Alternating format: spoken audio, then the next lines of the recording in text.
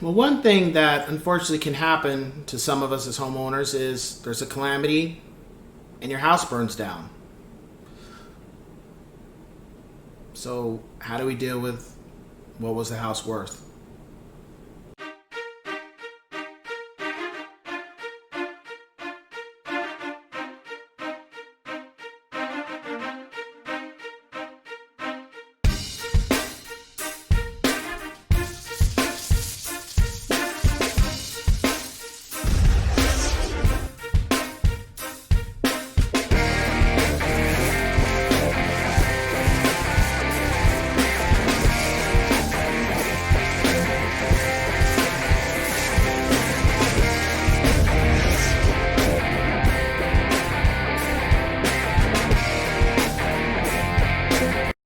What's going on, ladies and gents in Cyberland? Coming back to you with another educational video. Educational video in the world of real estate. So, let's say you were a homeowner and a bad calamity happened. Tornado,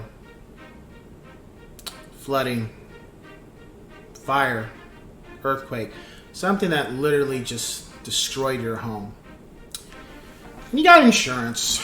However, had the property for a long time, and what do we do? What do we do in regards to the value and how to,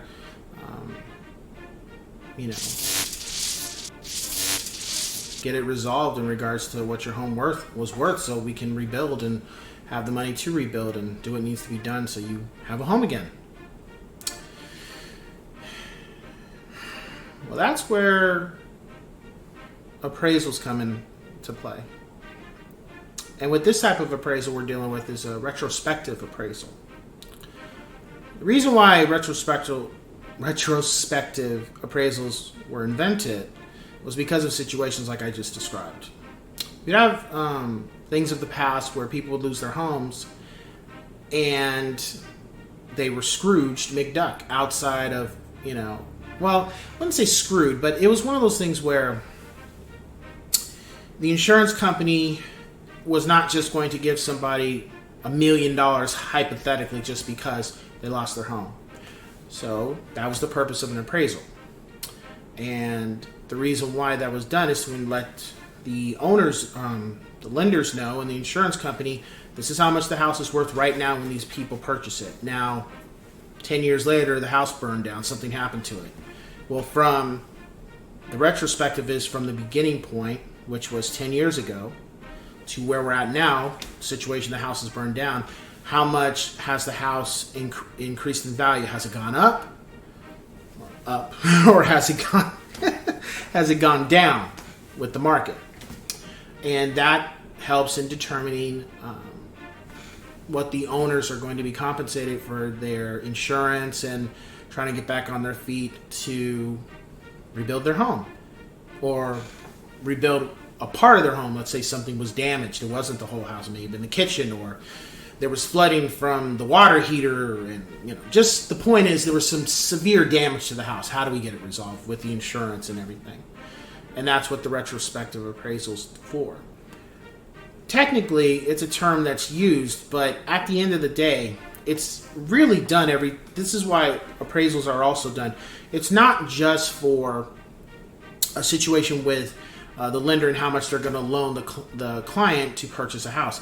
It's also because if something happens later down the road, though that information is documented, it's already on file, and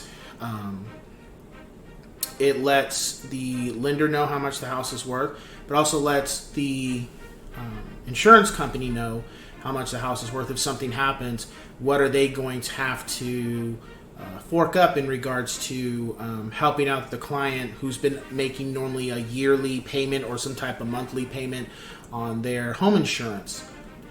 So it's a number of things. But that's, I used to think appraisals were just for selling, for buying and selling, but it goes a lot deeper than that. And it's good reason why these things are done. It stops situations where clients feel like they're walking into a landmine and, their home is not worth anything. or calamity. The other thing is that